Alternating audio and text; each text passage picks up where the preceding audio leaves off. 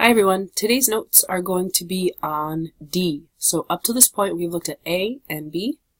Today we'll look at D, and tomorrow we will look at C.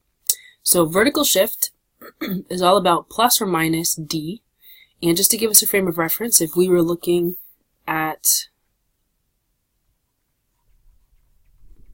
a function, it goes A, let's say I was looking at sine bx inside plus d.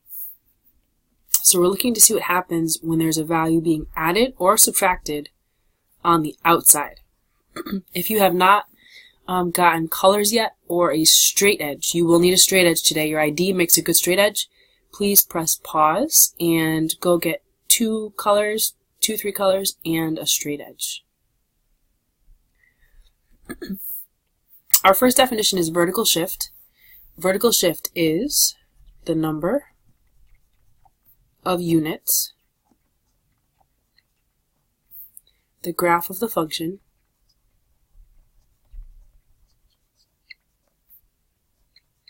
I'm going to use Fn as an abbreviation, vertically shifts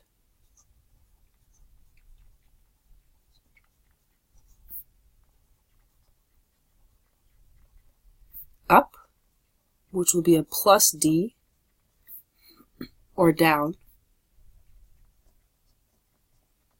that'll be a negative d.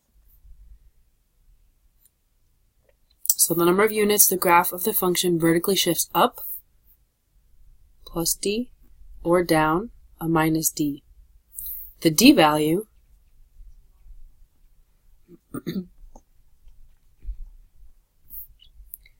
is the new midline.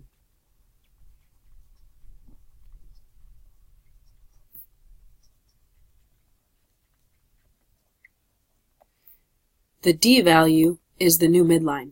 Midline is a new vocab word for us as well, so let's define it. Midline is the horizontal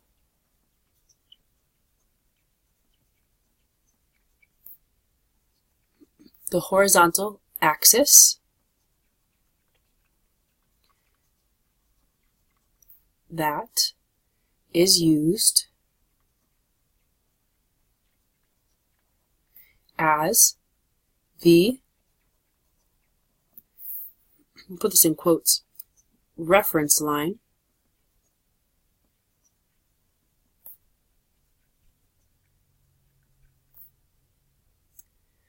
about which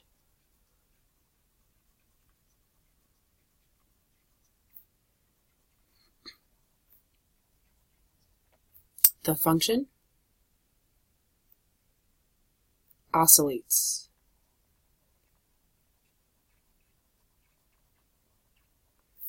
And we're talking periodic functions, so this concept of oscillates just means the concept of going up and down and up and down and up and down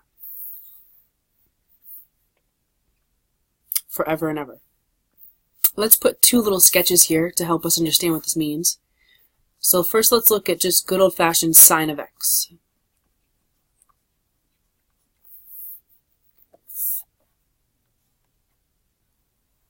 So for sine of x, sine of x starts at 0, comes up, crosses the x-axis, goes down, comes back up, excuse me. And there's one period. It technically keeps going in both directions. There has always been this idea of an invisible line that really cuts this right down the middle. It's half the amplitude. You could also see it that way. So for f of x equals sine of x, the midline is at y equals 0. Which makes sense, because if I look at sine of x, there's no number being added or subtracted right here. So you could see it as plus 0. We don't write it, but it is technically there, plus 0. The same applies to cosine. So if we sketch cosine of x,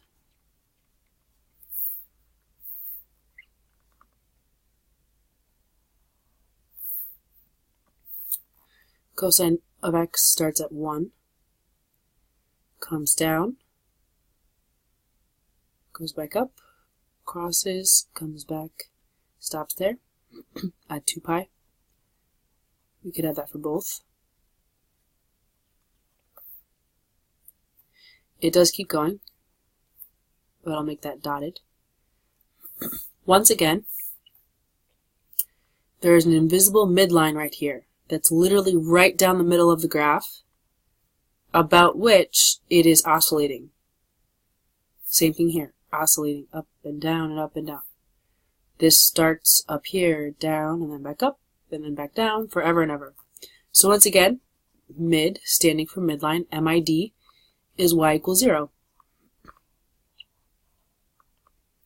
Because, once again, cosine of x, there's no plus or minus a number here at the end. So now let's see what vertical shift is all about, now that we have our definitions. So number 1 says, graph f of x equals sine of x, and g of x equals sine of x plus 3. Notice we have our first d value to look at. On the same coordinate plane, compare the two graphs.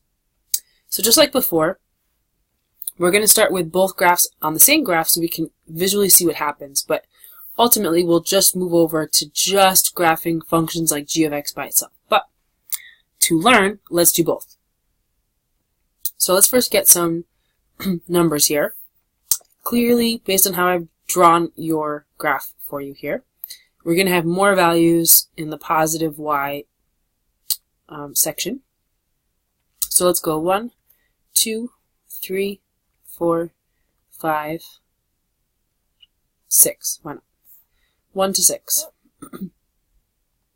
Here we'll go -1, -2. My only focus right now is on sine of x. I know that the period of sine of x is 2 pi.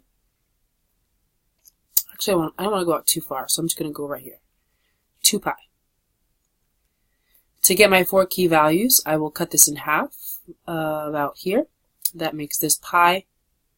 And then see if you can, on your own, write in, when I cut both of these in half again, what goes in each of those spots, and we'll see if we match.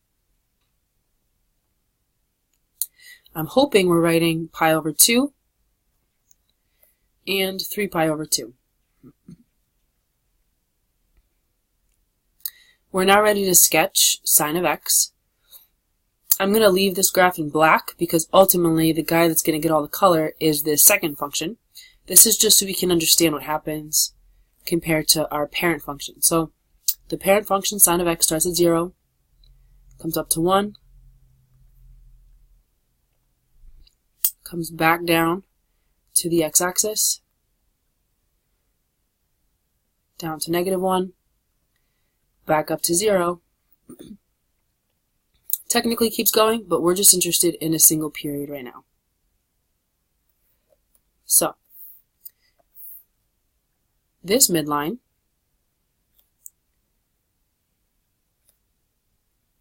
has always been here. We just haven't drawn it. It directly cuts this graph in half.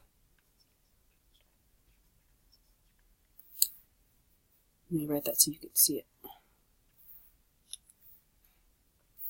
That midline has the equation y equals 0, which again we expect because with good old-fashioned sine of x, I do not see a number added or subtracted here at the end.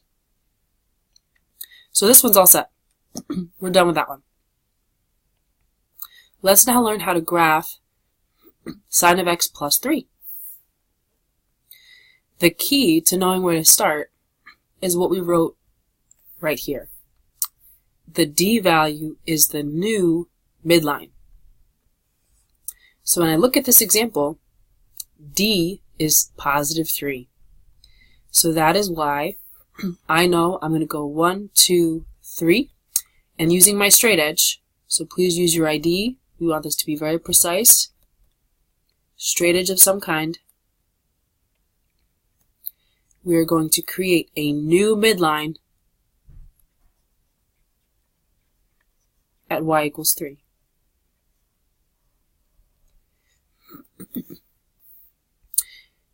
Now, in this set of notes, we're dedicating all of it to only changing D, which means the other parameters, A and B, are consistent. They're both still a 1. Meaning, right now our amplitude, let's go check out the amplitude. When I look at this function in front, there's an invisible 1 right there. So the amplitude is still 1. That will change in the future, but not today. So remember, amplitude is half, get that a little bigger,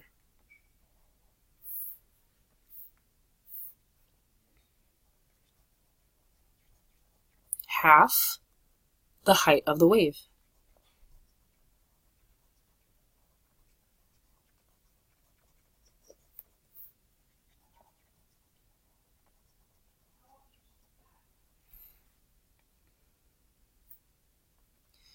A equals 1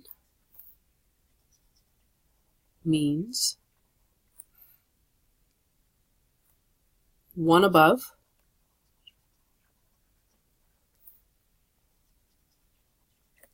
and 1 below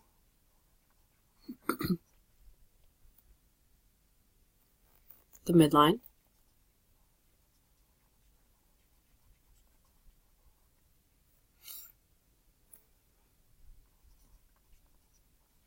gives us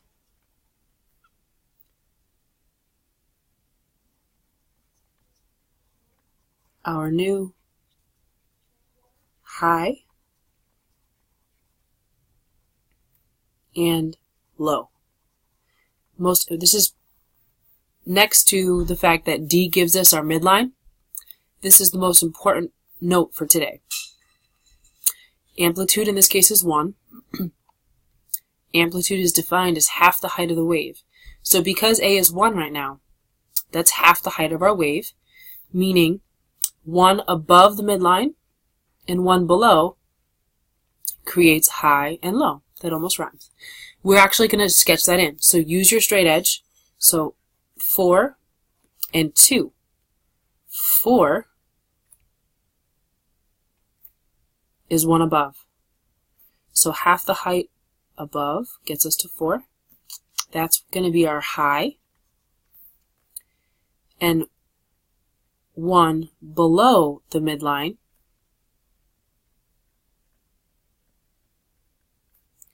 is our new low.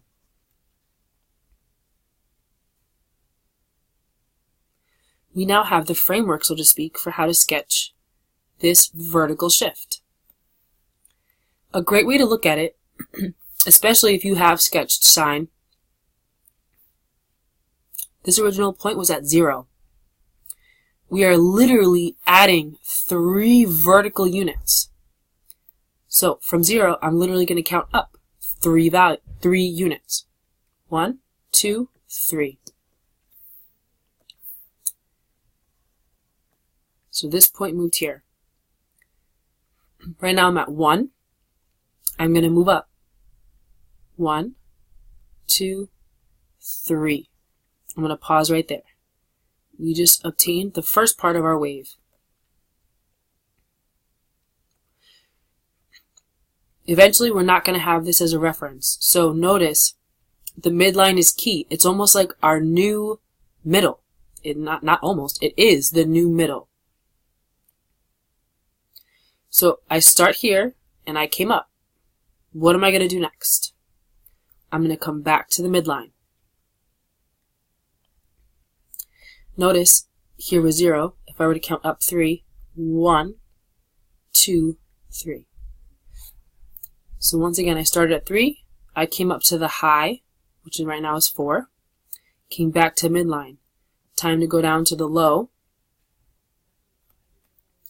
Come back up to the midline. And we are done.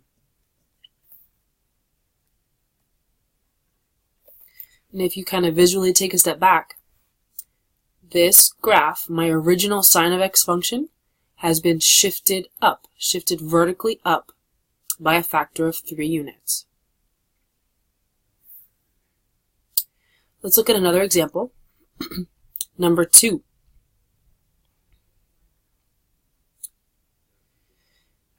graph f of x equals cosine of x, and m of x equals cosine of x minus 2 on the same coordinate plane. Compare the two graphs. Once again, based on how I've sketched this, we kind of get the sense that we're going to have more down here. So we really just actually need 1 here. We're going to go from -1 to -4.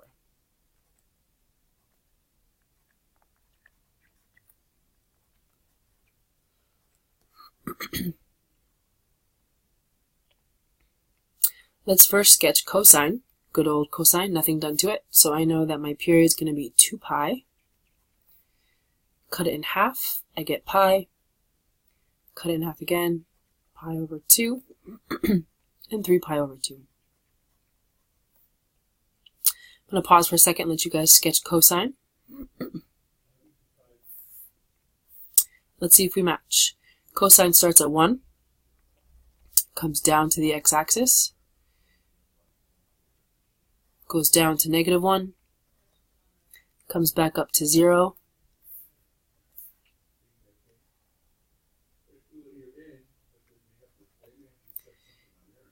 comes back up to 1. It does keep going, but that is 1 period, so we're all set.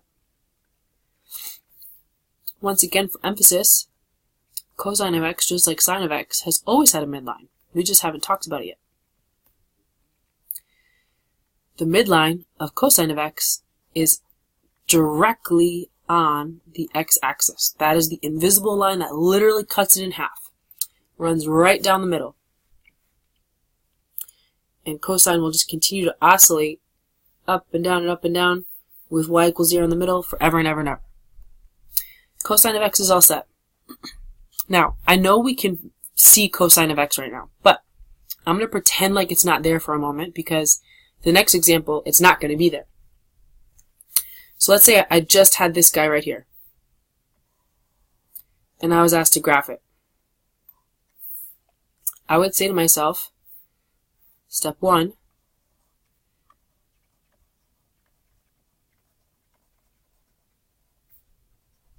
sketch the midline.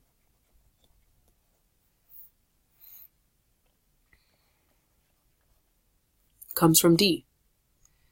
So my midline is going to be y equals -2. Just for consistency, I'm going to make all of that blue. So while I change this color real quick, go ahead and sketch. Where's y equals -2 going to be? Sketch the midline. Use a straight edge.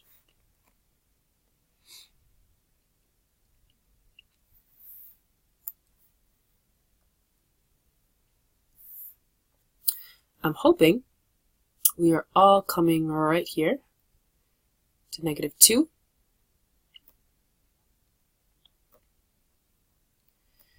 And very carefully, with our straight edge, sketching our new midline at y equals -2. Step 2,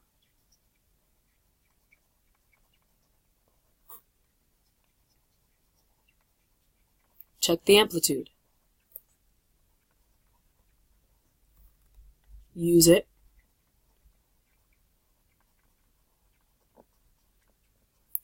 to determine high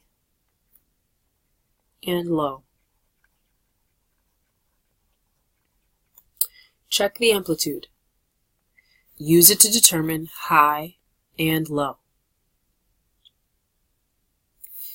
In this case, when I go to check the amplitude, I see that it's an invisible 1. A equals 1. So I'm going to go 1 above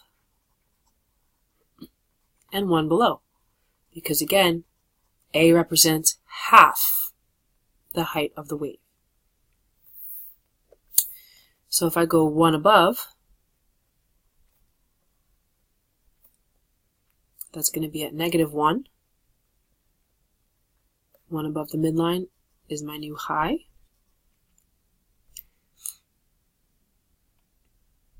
And you sketch where is the low.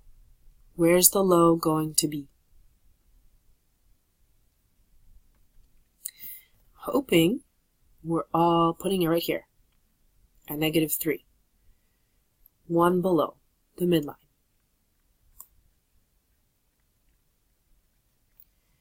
Is my new low. Now that I have the framework, I'm in good shape.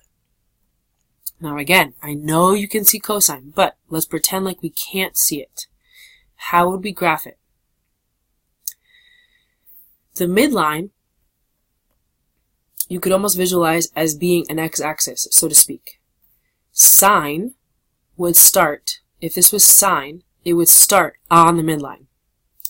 Just like sine starts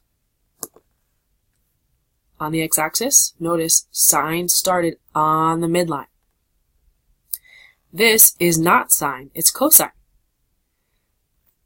So just like cosine starts at the high value up here, I know I said don't look at it, but we're going to look at it really quick. Notice how cosine starts at 1, because that was the max. Well, what's the new max with these borders, so to speak? Well, my new high is at -1. So cosine of x minus 2, our m of x function, will start at -1. From here, now we're really going to ignore this, I promise. From -1, we're going to travel back down to our midline.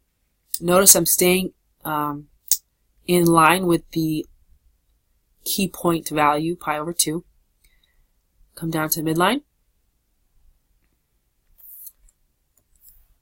Next, we're going to travel down to our low,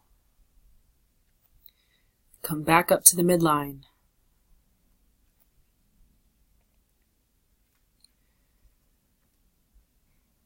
Finish at the high,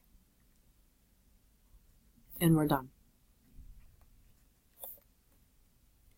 So once again, with cosine, we started at the high, came down to the midline, traveled down to the low, back to the midline, up to the high, and we were done.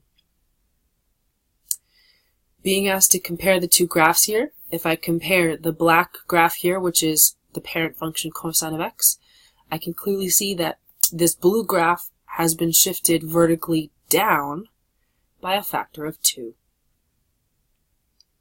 Let's now look at some that are going to be on your homework, which should have been passed out to you at the start of class, so that you can all flip to this immediately. So I'm going to do one of each. Notice this says forwards. So forwards means I give you the function, I ask you to graph it.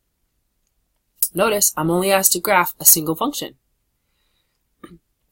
So recall the steps we just wrote. What's the very first thing we're going to draw on this graph? Those of us that are looking back, awesome. Look at what you wrote.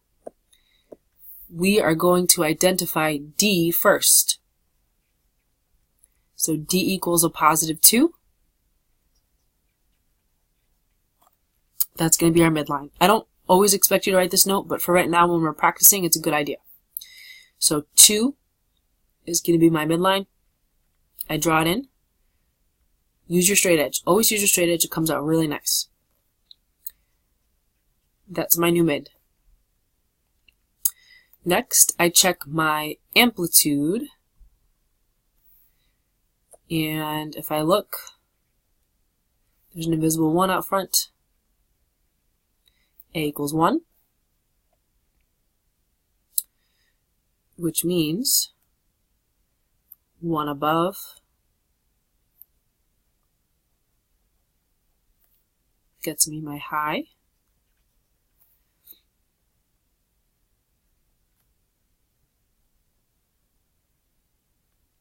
One below gets me my low. We now have our framework. Notice this runs 0 to 3 pi. We need to ask ourselves, well, what's the period? I only need to graph one period. Cosine of theta. There is no change to b here, so period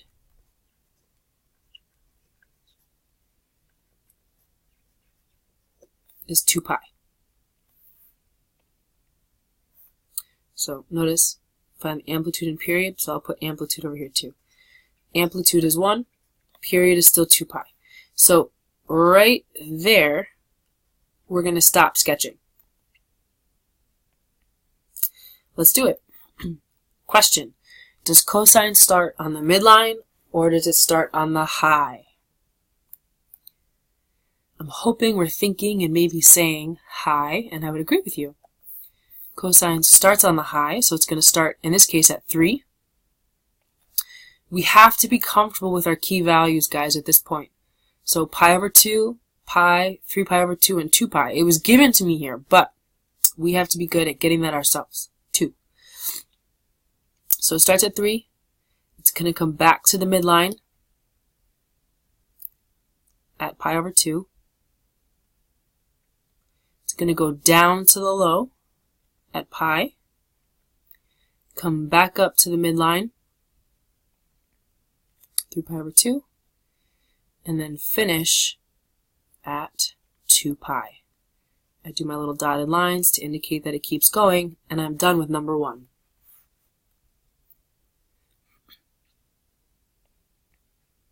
Let's go check our answer. I'm not sure if anybody noticed yet, but the answers are attached. So let's go see.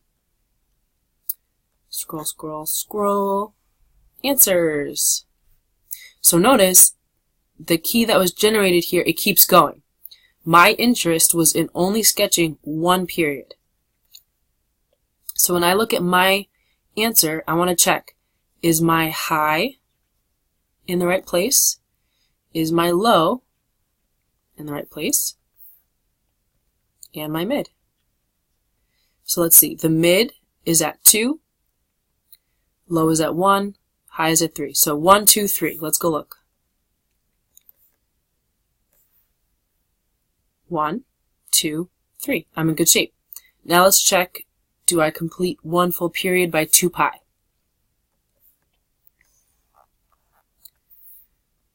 Starts at 3, just like ours did. Should be done right here. And it is. So my answer checks with the answer key when it comes to 1 period. So that's going forwards. I'm going to come back here for a second. Stated the amplitude, stated the period, done with the graph. Let's now go backwards, which I believe starts on this next page. Yep, right here. So turn till you see where it says 4-4, day 4, classwork homework, backwards. Notice we're going backwards because it gives me the graph and it says determine the equation. What are we going to do first? Well, what do we do first when we're going forwards? Can anybody think of it? It has to deal with this guy right here. What is that called? That invisible horizontal line that cuts the graph directly in half. It's the midline. So, step 1. Identify midline. And just in case that's not okay in red, I will change it to blue. It's easier to read. So in this case, my midline is where? Y equals 1. Y equals 1. Step 2.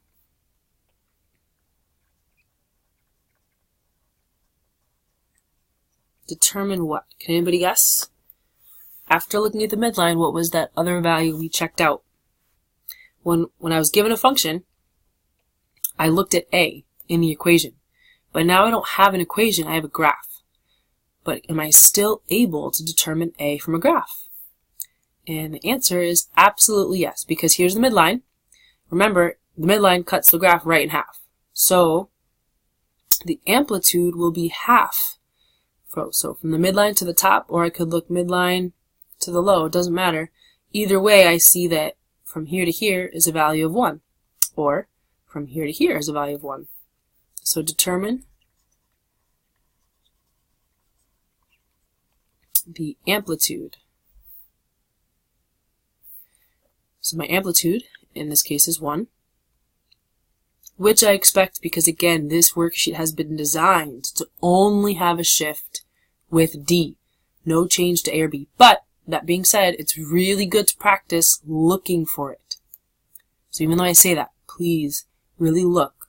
How do I find A from the graph? So now that I have determined that, I have to ask myself, what's the period? Well, here's 0, so I'm literally going to like put a little marker here for my brain. You don't need to draw it in, but I'm saying mentally look from 0. Notice it starts on the midline. That is a key indicator that it's sine or cosine. Hoping we're saying sine. So characteristic.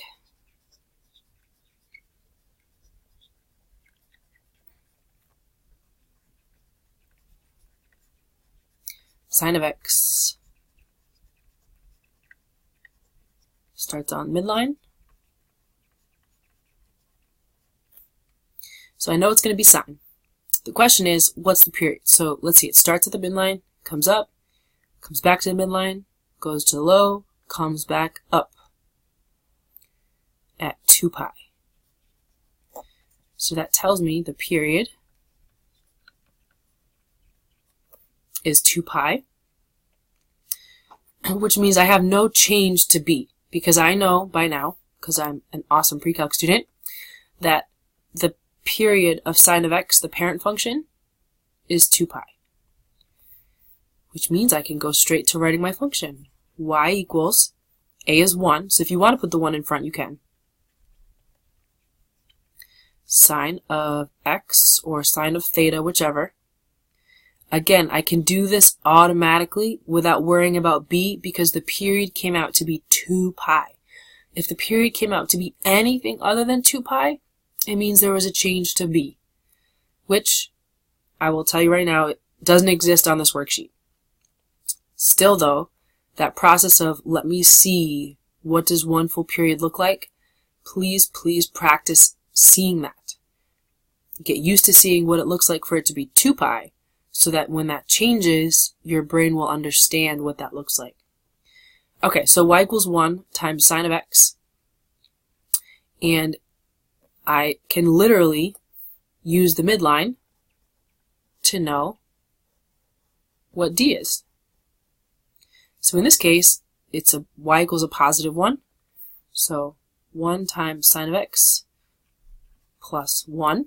Remember that 1 out front is optional.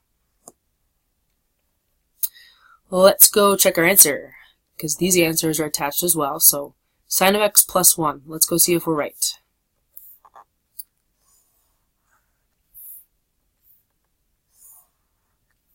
Sine of theta, same thing, plus 1. We are in good shape. Our answers check. So the remainder of class is for you to get to practicing. So I would come back here to number 2 and work on that with a partner. I will be available on Remind all day after school. All day after school. So please shoot me any questions you've got, and happy practicing. See you guys tomorrow.